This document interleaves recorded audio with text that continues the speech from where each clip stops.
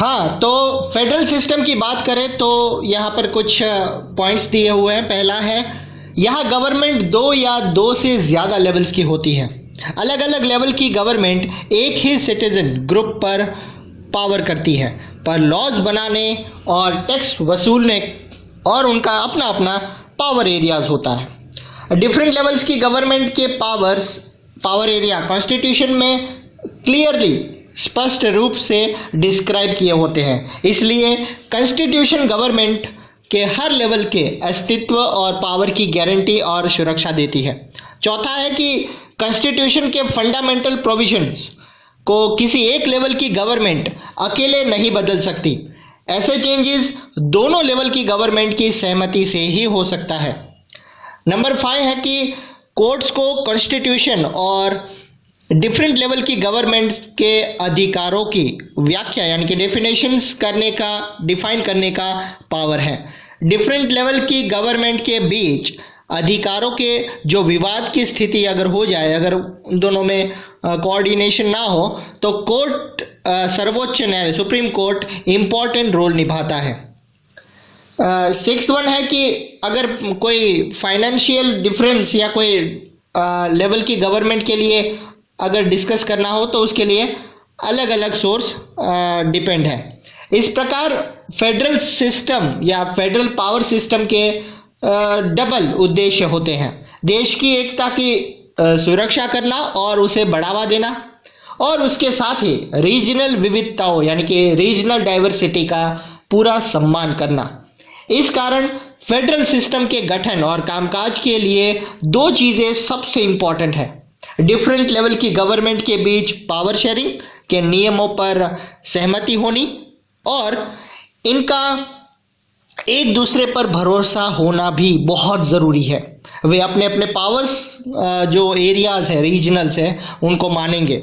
इसलिए ideal federal system में ये दोनों पक्ष होते हैं: आपसी भरोसा यानी कि एक दूसरे के ऊपर भरोसा और साथ रहने पर सहमति दिखाना। फेडरल और डिफरेंट स्टेट गवर्नमेंट के बीच पावर का डिवीजन हर फेडरल गवर्नमेंट में अलग अलग किस्म का होता है। ये बात इस चीज़ पर डिपेंड करती है कि फेडरलिज्म की स्थापना किन हिस्टोरिकल कंटेक्स्ट में हुई। फेडरल पावर सिस्टम आमतौर पर दो तरीकों से गठित होती है।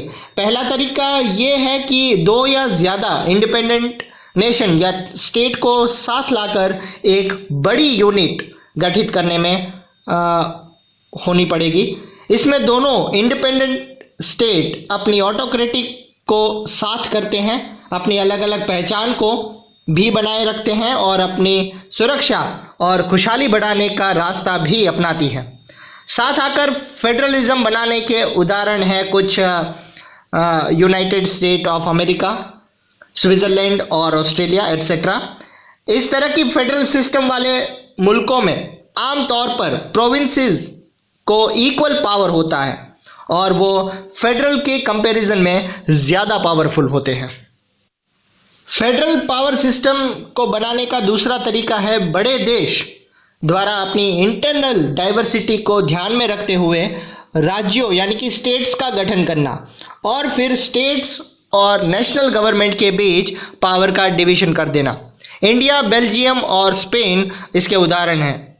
इस दूसरी टीयर वाली सिस्टम में राज्यों की कंपैरिजन में फेडरल गवर्नमेंट ज़्यादा ताकतवर होती है।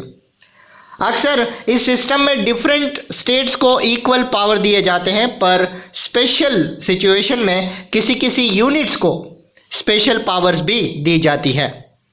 यहाँ पर कुछ नेपाली सिटीजन्स अपने कॉन्स्टिट्यूशन में फेडरल सिस्टम अपनाने की बात कर रहे थे। इनकी चर्चा कुछ इस तरह से थी। खगराज करके एक है, उन्होंने कहा कि मुझे फेडरल सिस्टम बिल्कुल पसंद नहीं है। इससे इंडिया की तरह हमारे यहाँ भी सीटों को रिजर्व करना पड़ेगा। मीता कह रही कि हमारा देश तो कोई बड़ा है नहीं, हमें फेडरलिज्म की क्या ज़रूरत है। बाबूलाल कहता है कि मुझे लगता है कि अगर तराई एरियाज़ की अपनी अलग स्टेट गवर्नमेंट बने तो एरिया को ज़्यादा ऑटोनॉमी मिल सकेगी।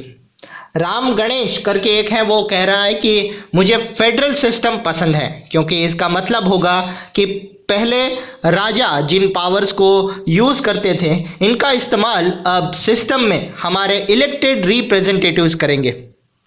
तो बताइए कि अगर आप इस चर्चा में शामिल होते तो हर एक कन्वर्सेशन के ऊपर आपकी क्या रिएक्शन होती? इनमें से किसने फेडरल सिस्टम को लेकर गलत बात कही है?